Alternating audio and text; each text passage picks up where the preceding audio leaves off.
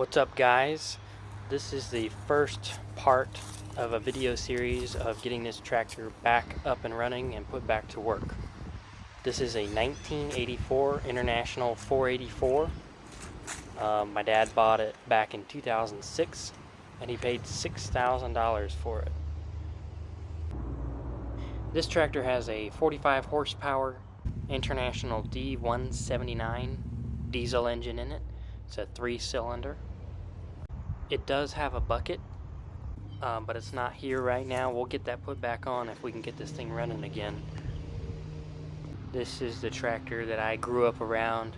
There's a lot of memories of it never wanting to start and stuff like that, and always having fuel issues and whatnot. So we're gonna see if we can get it fixed. This motor is currently locked up right now.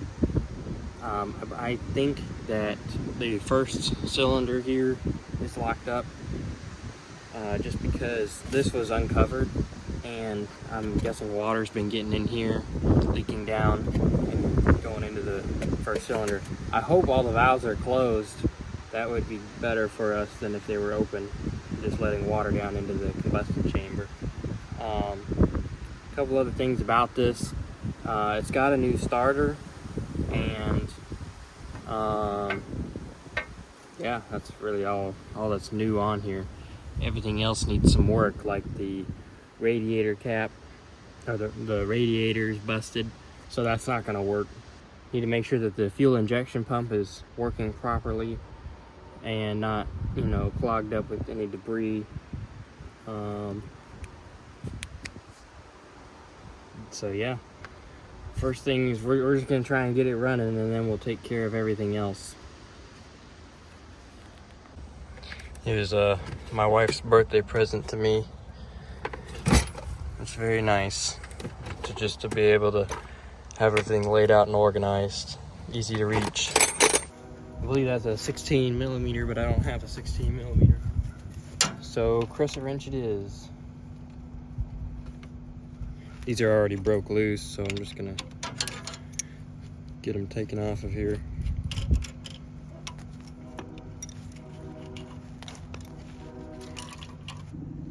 Then I gotta get these three off of the injection pump.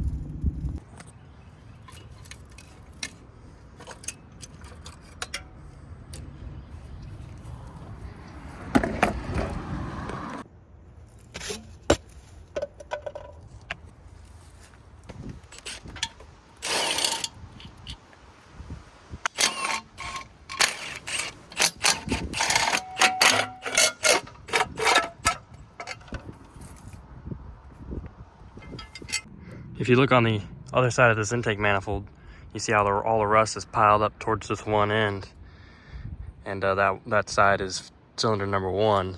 So, and then you look over here, you can see a lot of rust over here, not so much over here. So I'm thinking most of the water went in there.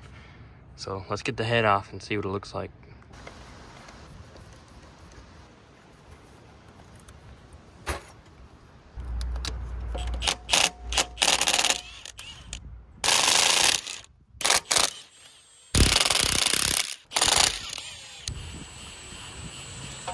This exhaust manifold is attached to the downpipe.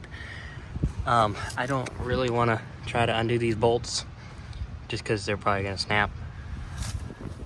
So I'll probably just be able to pull it off like this and just leave it like that. That way I can just get the head off, because I don't really need to do anything with the exhaust manifold. All right, let's get the coolant piping off, and I guess hit the valve cover next.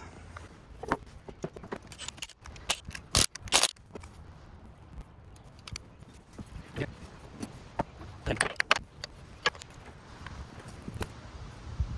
at all that rust. Look at that. Just horrible. While I was taking off that coolant pipe, I noticed the valve cover is actually loose. So let's just take it off and see what it looks like inside.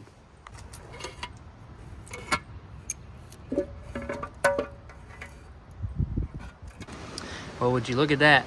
So we've got intake open, exhaust open, and both are closed on cylinder number 1. So that is pretty cool. Hopefully that didn't let too much water in the combustion chamber. So let's go ahead and try and get the heads off.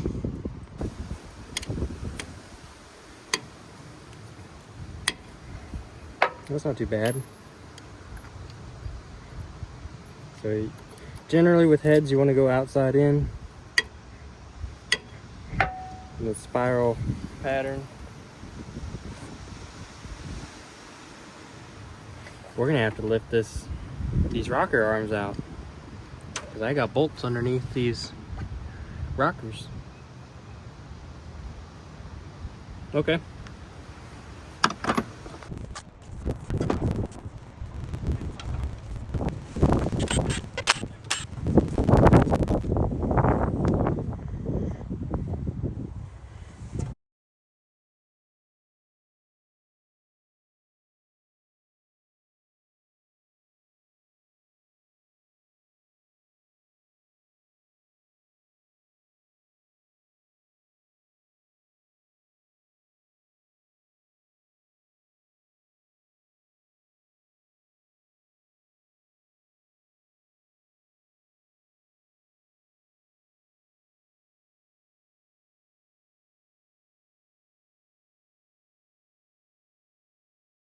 Okay, I got all the pusher arms out and the head studs and bolts and everything. So I think we're good to go ahead and pry up on this. I think I'm completely free. Let's give it a shot. I might just be able to lift it up.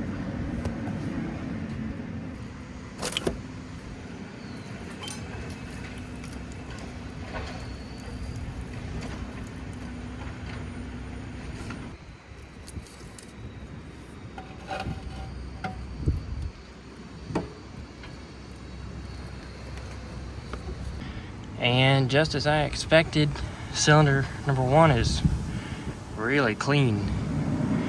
They're all really clean, honestly. Sidewalls don't look that bad.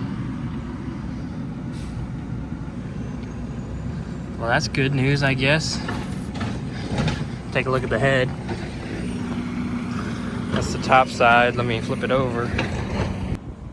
There's the flip side. Cylinder number 1, both valves were closed. There's no rust. 2 and 3. Remember, we had exhaust open on this side, intake open on this side, and there's a little bit of rust, but nothing that won't clean up. I don't really see any reason why it wouldn't turn over, why it wouldn't spin. So I guess I'll go ahead and try and put a wrench on that crank pulley and see if I can't get it to move. This is the crank pulley. Unfortunately, it's not one big bolt, it's 3 little bolts, so I can't put a lot of weight on that wrench. It might snap the bolt. Take out the gasket.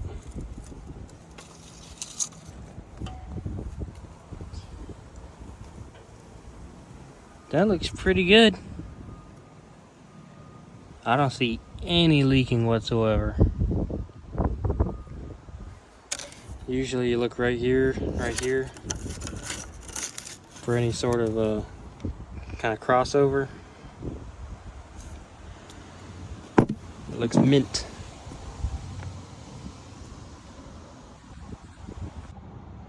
Can't even get my wrench on the pulley because that grease fitting is in the way.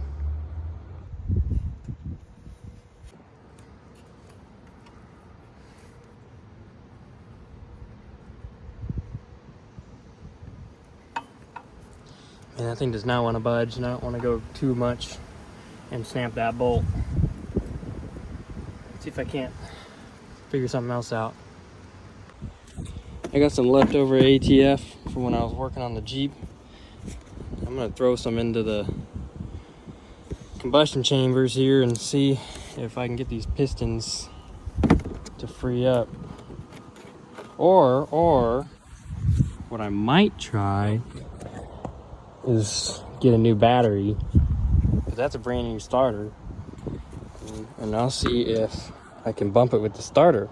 And maybe it will be just enough to free up. We'll see. I'll put some ATF in anyway. Put some ATF in. Hopefully that will seep past the rings and free it up a little bit, lubricate it. In the meantime, I'm gonna try and get this battery swapped out. This is totally dead. I got a somewhat charged one over there. We'll see if that's enough to bump this. Hopefully all the electrical works, you know, for the key and everything. We'll see. Might just have to manually do it from the starter. Yeah, I just realized the wires for the starter aren't even hooked up, so I'm just gonna use jumper cables and bump it. Got the jumper cables hooked up. Let's see if it'll bump. Nope. Well, I can't get the starter to turn over, so I'm gonna have to pull the starter off, I think, and mess with it off the tractor, see what's going on. I got all those bolts off, which was a pain because you cannot get anything in there, so hopefully this thing will go ahead and come on out. There we go. Now, like I said, this starter is not supposed to be very old, because my brother-in-law had this on the tractor in attempts to start it, and never did anything with it past that. So this should work. Now I assume these are ground, and then this is the hot side, and then you apply voltage to here. It triggers the solenoid and then puts positive power to here, which then goes in the motor. So I'm not exactly sure, but let's see if I can get it to trigger outside the tractor. Well, I can't get the starter motor to turn, and I can't get the solenoid to activate. Well, I mean, what are the odds that they're both bad, being this new? So I'm really confused, because I think normally what you do is you put ground to this outside, and then this would be your hot wire from the battery. This would be motor positive, and then this would be solenoid positive. So you put power to this, and it's going to click the solenoid. And stick that plunger out. And then over here on this side, this would be your positive, this would be your negative. But when I do that, it just sparks. It doesn't do anything besides sparking. Same thing for this. If I had ground to this and positive to this tab, it just sparks. That's it. I don't understand. I'm either missing something simple or I'm just stupid. Alright, so I think the starter is just not working. It's bad. And I pulled out one of the bolts, and man, would you look at that, covered in rust. So I mean, there is a decent possibility that both of these are just rusted and locked up. So I'm just gonna sit here and take this apart and see if I can't you know, maybe free it up or something. I don't know, but I would hate to have to get a new starter.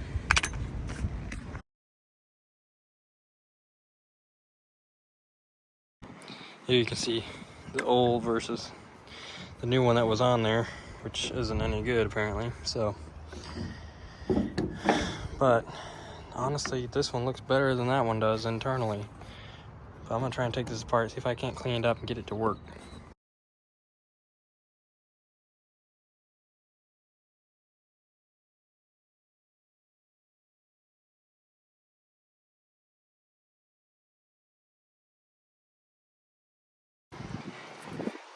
So these brushes are rusted solid, they're not even moving. I mean, just look at that. And this isn't very bad. I can clean that up easy. I think the issue is just these brushes aren't able to sit up against this wheel here. So, I mean, honestly, if I just kind of clean all this up and get these brushes moving freely, throw some grease and whatnot in here, you should be able to work.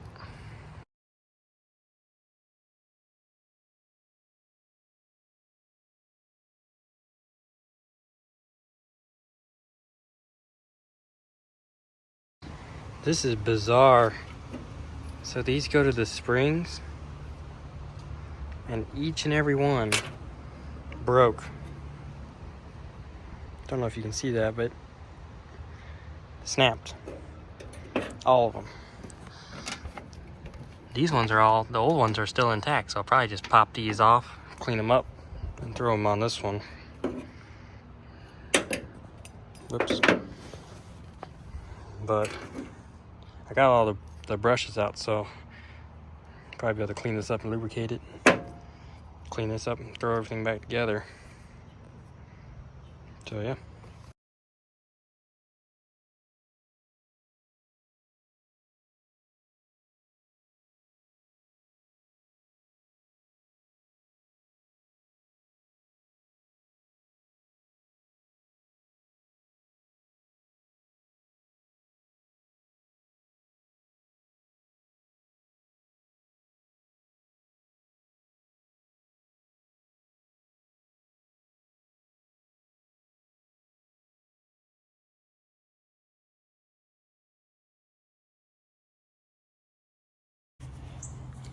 Alright, I got everything cleaned up pretty good.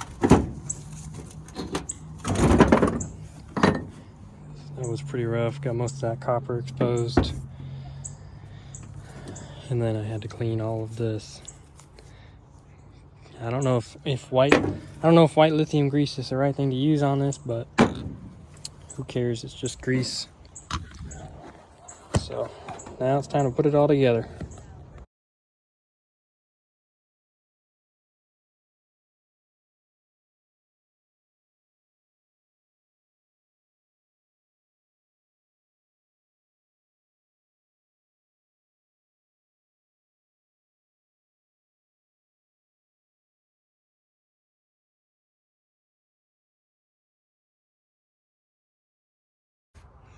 Alright, I've got it pretty much all put back together. I just need to tighten this.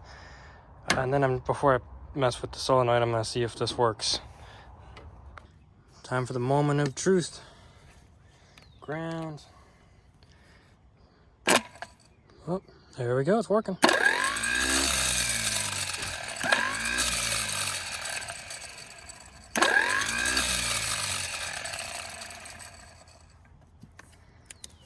I need to get this little collar thing pushed all the way back up.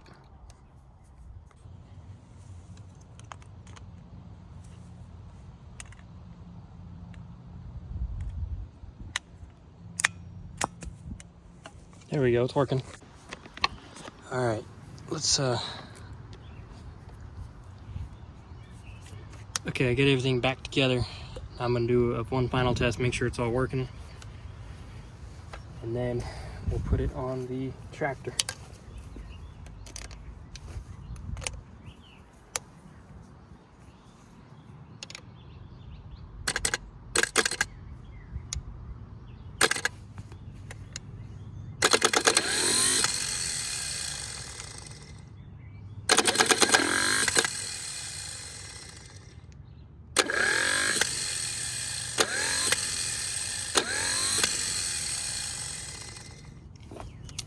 Perfect. Okay, I've got, can't really see very well, but I got a black lead going to the trigger wire for the solenoid, positive on the hot side of the solenoid, and then ground down there on the back of the starter. Let me pull this out in case it does turn over. I don't want this wrench in here. Okay. And look at this.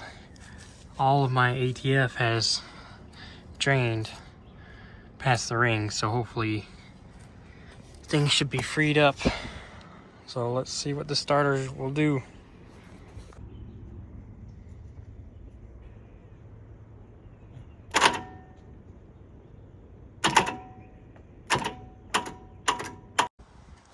So that did not work, didn't budge it at all.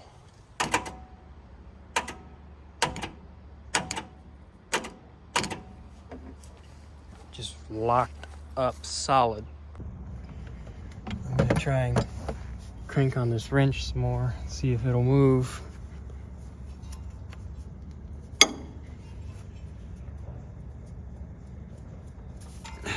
Man, it just does not want to move. I'm really scared I'm gonna break one of the bolts down there. I got the starter wired up. I'm gonna pull on this and bump the starter at the same time.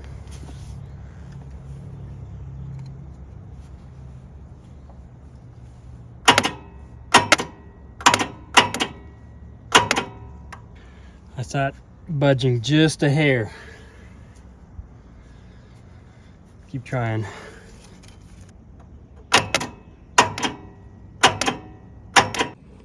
I don't know how well you can see it, but see that fresh line right there? That's how much it moved down. I just cranked my Jeep to see if I can give it some more juice.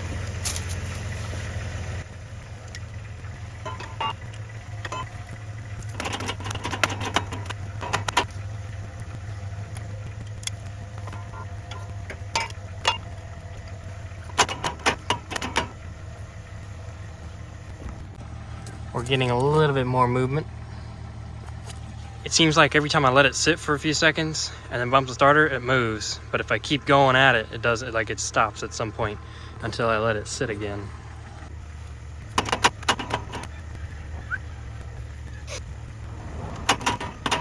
More.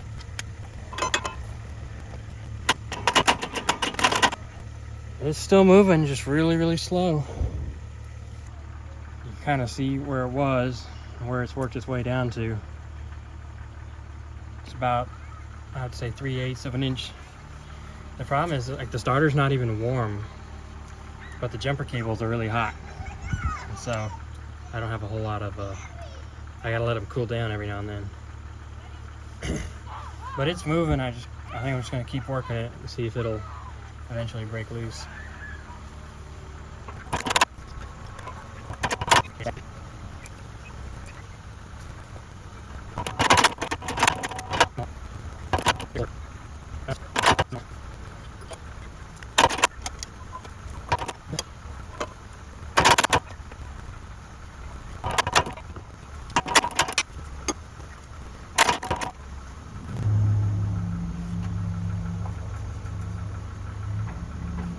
It's really bad, which is a shame because number 3 has, you can still see the hone marks.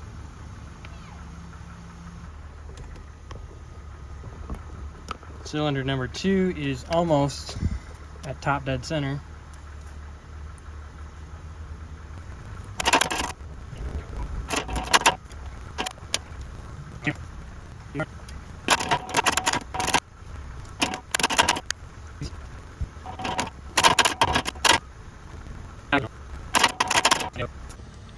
Okay, took the ratchet, tried to go backwards with it. I'm able to get it to rock back and forth like this just with my hand. So I'm gonna see if I can't just keep rocking it back and forth and get it to loosen up.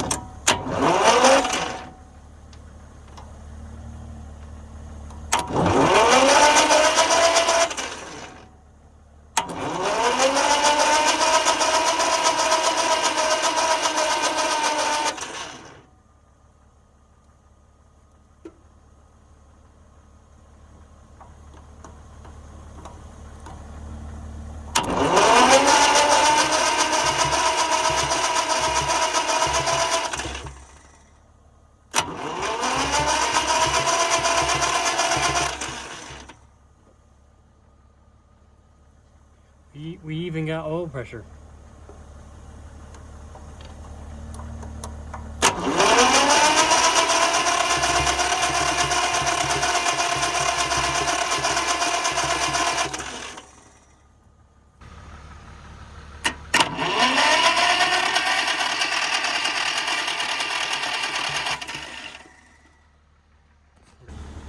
Well, it smells like melting wires, and it's like 8 o'clock at night, but we finally got it to spin over freely on its own. I don't know what was holding it up. Honestly, I think it was the oil pump, because it felt like a fluid was stopping me from turning over, because it would move a little bit at a time and then, you know, back and forth a little bit, but it would never move completely. So, but that's good that it's moving now. I don't really know what to do next. I guess clean out the cylinders and see if this injection pump is, you know, spray out fuel. That's gonna be it for today, and I guess I'll see you guys next episode.